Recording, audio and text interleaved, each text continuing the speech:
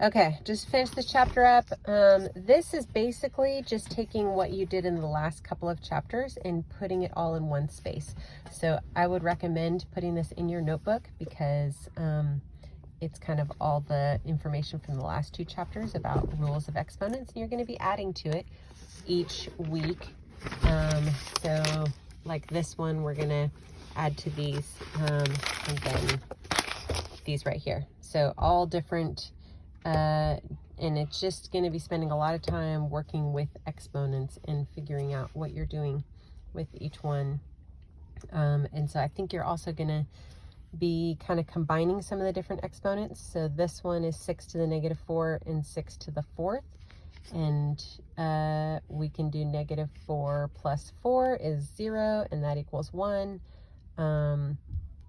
The other way you could do that is 1 over 6 to the 4th, and you know 6 to the 4th times 1 over 6 to the 4th is going to be 1, because it's the reciprocal. You're multiplying the reciprocals of each other.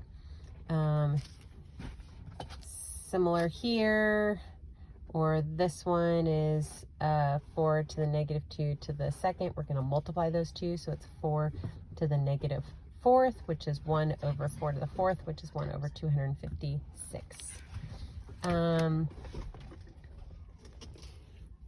These right here, 2xy to the negative 5th to the 3rd. Now we're going to be using, instead of real numbers, it's going to be using exponents, not exponents, variables. And so y to the negative 5th, that negative to the negative 5th only applies to the y. It's not going to apply to the 2 and the x, but the 3 outside the parentheses is going to apply to all 3 parts.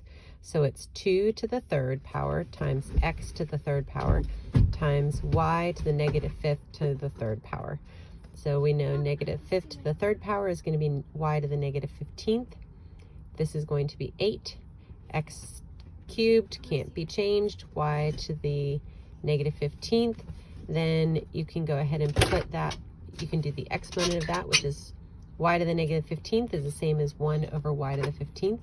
And so this is how it simplifies out to. Similar with this one, 2x to the negative 2, y to the 5th. So it's going to be, we can actually take that and put it down on the bottom because it's to the negative 2. So that's what they did. They keep the y to the 5th up on top. 2x squared negative 4x squared y squared. And we can go ahead and put the exponent outside of that. And so that's going to be 4x squared negative 4x squared y squared. Now we can multiply this times these. 4 times negative 4 is negative 16. X squared times x squared is going to be x to the 4th, and only y squared, it's going to stay there. Now we have y to the 5th times x, or over y squared, and so we can cancel those out. We don't have any y's on the bottom anymore. We have y on the top, y to the 3rd, and like that. So hopefully you can understand those.